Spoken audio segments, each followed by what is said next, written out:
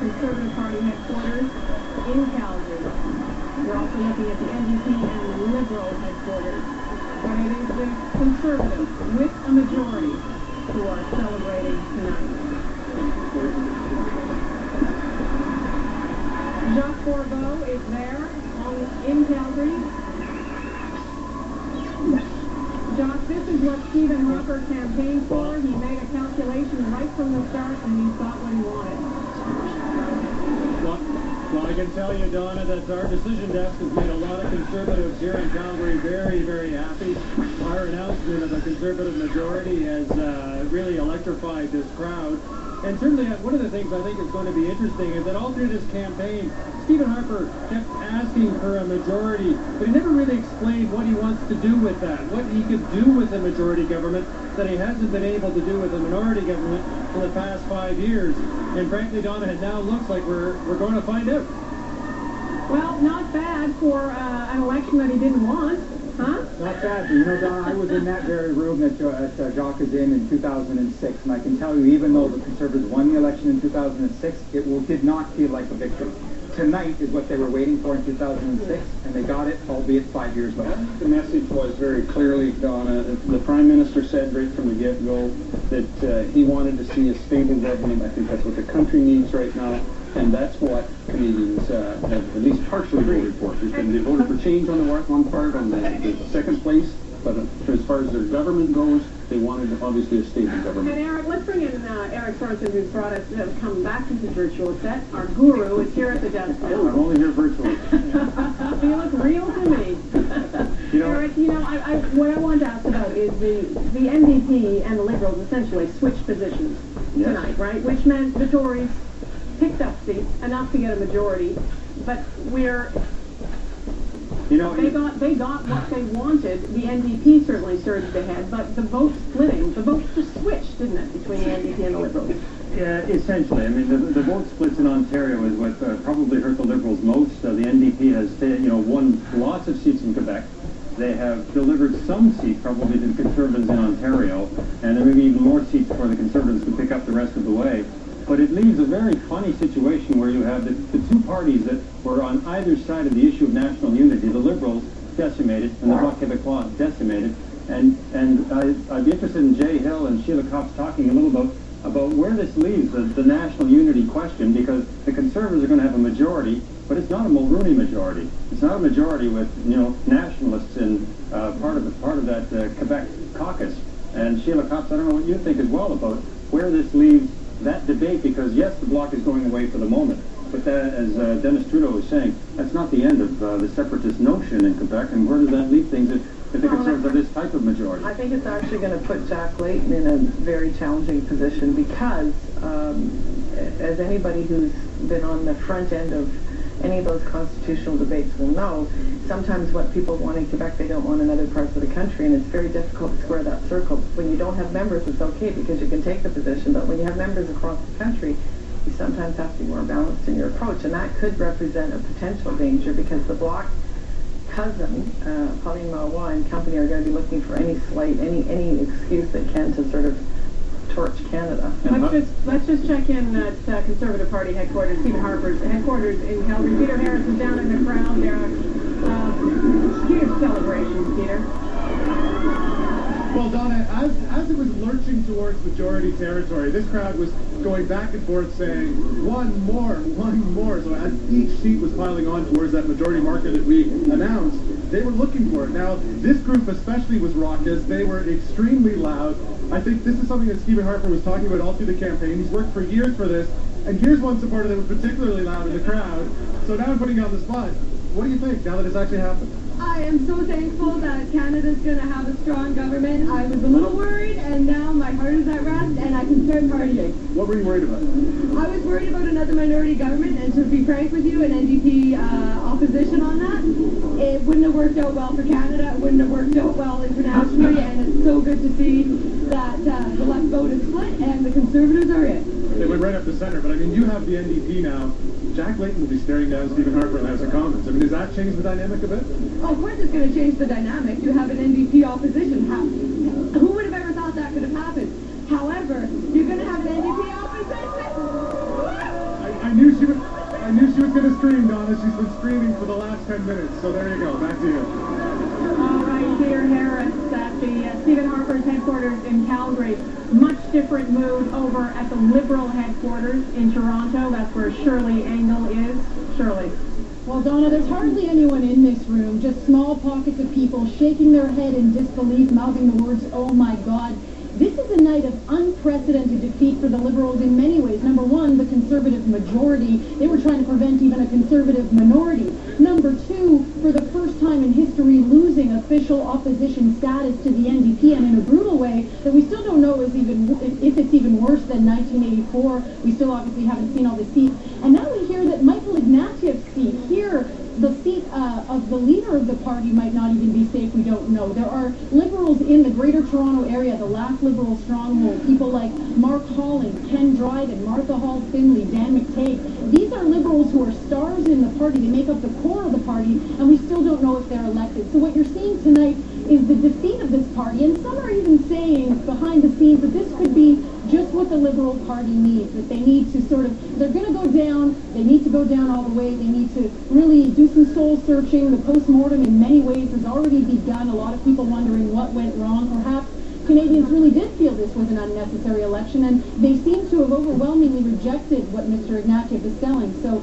a lot of teary eyes here tonight, Donna. Yeah, and I just want to bring in Eric Sorensen. Michael Ignatieff himself looks like he's losing his seat. He does, and one of the things we'll be watching for in some of these ridings is was it an outright win for the Conservatives, or did they stand still with their votes while the NDP took votes away from the Liberals? If that happened in that riding, another Liberal, in this case the leader of the Liberal Party, going down, and of course there will be leadership questions, which there would have been after this result anyway.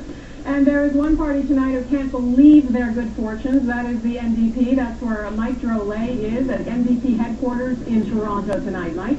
Yes, this is a stunned group of NDP supporters here today.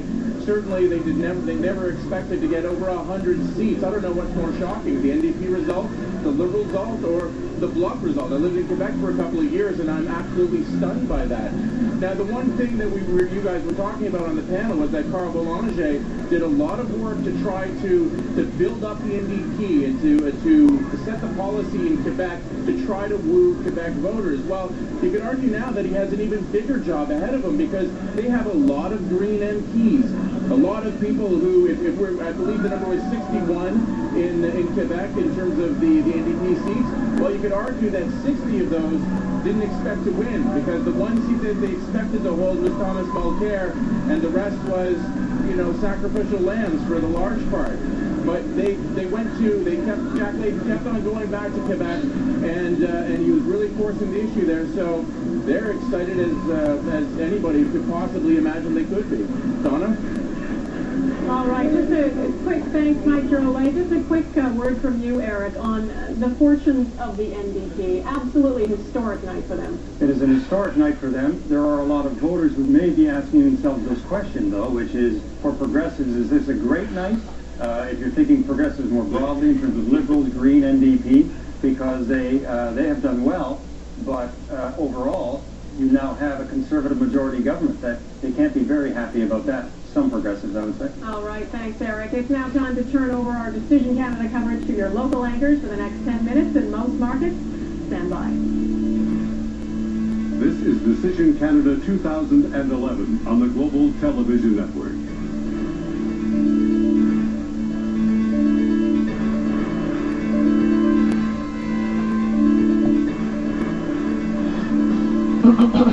BC results are coming in very slowly, but we are starting to see some numbers as Conservatives and New Democrats celebrate across the rest of the country. Good evening and welcome back to our local coverage of the 2011 federal election. Celebrations breaking out in riding offices across the province as more and more BC candidates wait to see that magic word elected beside their names. We'll go straight to the latest results now. So here's Jill Kropp in our Results Center. Jill. Well, Chris, it's been really interesting so far. We have seen some swaps in all our ridings very quickly. Let's run through all of them. Vancouver Centre, no results yet. This, of course, Hetty Fries. This is expected to be a safe riding for Hetty, but boy, have we seen a Liberal collapse tonight. She could lose that riding. Vancouver East also should be safe for NDP incumbent Libby Davies, although Irene Yatko was challenging earlier. Vancouver Kingsway, Tran Nguyen is challenging Don Davies, who is the incumbent there, so he could be in a little bit of trouble. Vancouver Quadra. This has gone back and forth. Look how close that is between incumbent Joyce Murray, the Liberal, and Conservative Deborah Meredith. Very tight race there. Vancouver South. Wei Young in the lead at this point. Ujjal Dosanjh has to be concerned about how this night is going to turn out for him. Keep in mind, though, early numbers. North Vancouver, Andrew Weston in a battle, or Saxton rather, in a battle with Talib Noor Mohammed, the Liberal candidate surging there. West Vancouver Sunshine Coast, Sea to Sky, John Weston, the incumbent, is being challenged by Terry Platt of the NDP. Burnaby Douglas, Kennedy Stewart, the NDP, he is not the incumbent, but this is an NDP riding. He's expected to win that, looking like he might do that. Burnaby New West, Peter Julian in a very strong lead against Paul Forsyth, who's a long-time politician. He was an MP for 12 years, challenging there. New Westminster, Coquitlam, Finn Donnelly in the lead for the NDP. Diana Dilworth of the Conservatives challenging. She's currently a Port Moody City Councillor. She could be headed to Ottawa, depending on how the polls play out through the rest of the night. Delta Richmond East, as expected, the Conservative Carrie Lynn Findlay running away with that one. One of the few where we've seen somebody running away. This as well, Richmond Alice Wong of the Conservatives expected to take this. Looks like she will. In Port Moody, Westwood, Port Coquitlam, James Moore, the incumbent MP. He is going to win tonight. I'm going to go on a bit of a limb there, but I think he's probably safely got that wrapped up. That's it for the Metro Vancouver area. Joining us now, Rick Weber from Global Okanagan. All right, thanks, Jill. We're taking a look at the interior ridings for British Columbia, as well as some Fraser Valley ridings and the north. And we're starting in Abbotsford. We've just in the last couple of minutes had a list of ridings where the candidates have been confirmed elected, and Abbotsford is one of them, the Conservative candidate. Mark Straw was hoping to take over for his dad as the Conservative MP, and that has happened. He's been declared elected just in the last couple of minutes. And then in British Columbia Southern Interior, we're watching this riding, the incumbent, one of the only incumbents in the Interior who's NDP, Alex Adamanenko, and he is in the lead right now. Kamloops, Thompson, Caribou. Another riding, you just never know how it's going to go, but the incumbent, Kathy McLeod, is doing well tonight to keep that seat. And our next riding is Kelowna Lake Country. Ron Cannon, the MP for the Conservative MP, has been declared elected in that riding, so no surprise there by any means. And in Kootenay, Columbia, David Wilkes, the Conservative candidate, has also been declared elected just in the last couple of minutes.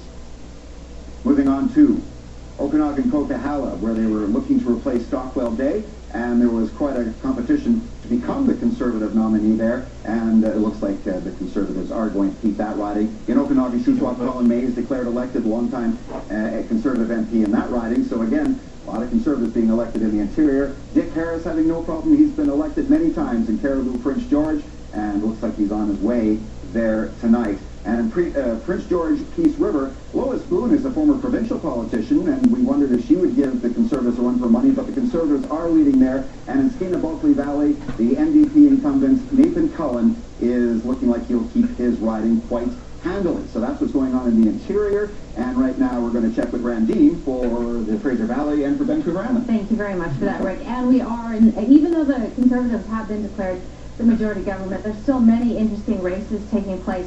Right now, there's no polls reporting, but the races between Sip Dhaliwal of the Liberals and Jimmy Sims of the NDP there.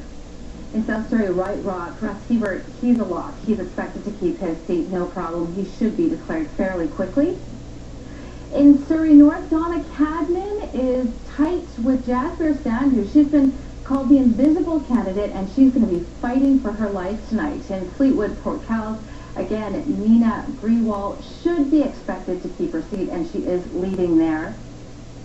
In Langley, Mark Warwell has already been declared the victor, 64% of the votes, with 17% of the polls reporting so far.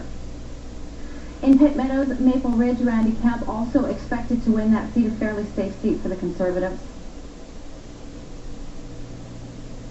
And in Victoria, Denise Savoy, 50% already with 8 polls reporting that is a fairly easy seat for the NDP to win in that Victoria riding. In Esquimalt, Wanda Fuca, however, no polls reporting yet, but the horse race is between Troy D'Souza and Randall Garrison of the NDP. In the Saanich Gulf Islands, Elizabeth May leading so far, none of the polls reporting, but this is a race between her and the incumbent Conservative Gary Lunn. In Nanaimo, Alberni, this should be a fairly tight race as well. We're not expecting the NDP to beat the incumbent so far, but that looks like what's happening in Nanaimo. Nanaimo, Cowichan, Jean Crowder.